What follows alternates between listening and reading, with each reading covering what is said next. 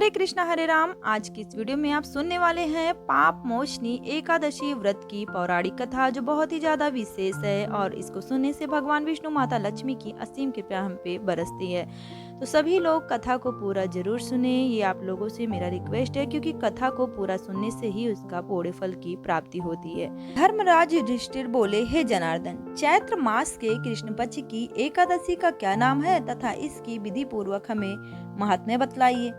श्री भगवान बोले, हे राजन, चैत मास के कृष्ण पक्ष की एकादशी का नाम पाप मोचनी एकादशी है। इसके व्रत के प्रभाव से मनुष्य के सभी पापों का नाश होता है।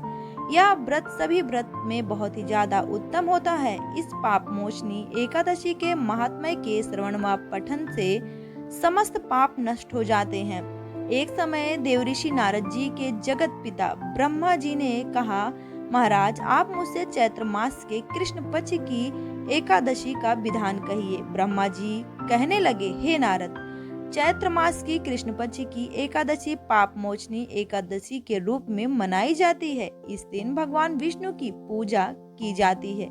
इसकी कथा के अनुसार प्राचीन समय में चित्ररथ नामक एक रमणीक वन था। इस वन में देवराज इंद्र गंधर्व कन्याओं तथा देवताओं के सहित विहार कर रहे थे। एक बार मेधावी नामक ऋषि भी वहां पर तपस्या कर रहे थे।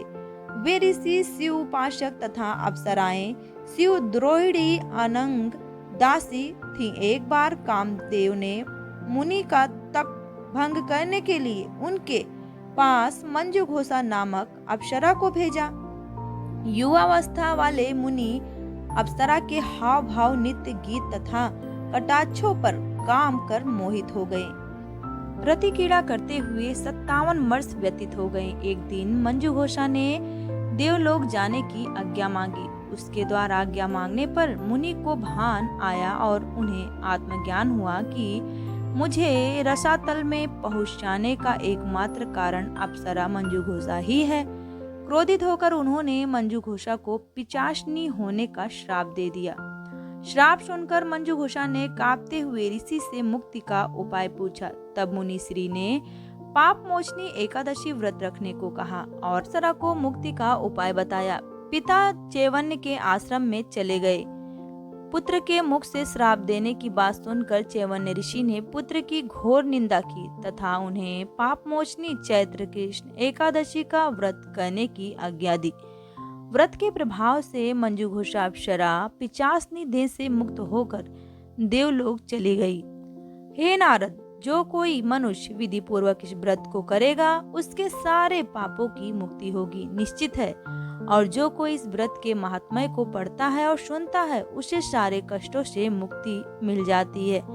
इसकी कथा सभी को अवश्य सुननी चाहिए। ये कथा सुनने मात्र से हमारे सभी पापों का नाश होता है तथा भगवान विष्णु माता लक्ष्मी की असीम कृपा की प्राप्ति होती है। इसलिए एकादशी का व्रत सभी को जरूर करना चाहिए और भगवान नारायण का स्मरण करते हुए हमें कथा भी जरूर श्रवण करना चाहिए। यह थी एकादशी व्रत की कथा। कथा अच्छी लगी हो तो एक लाइक जरूर कीजिएगा। जितना हो सके इस कथा को आप शेयर भी कीजिएगा। ऐसे और वीडियो के लिए चैनल को सब्सक्राइब करें। राधे राधे, जय माता दी।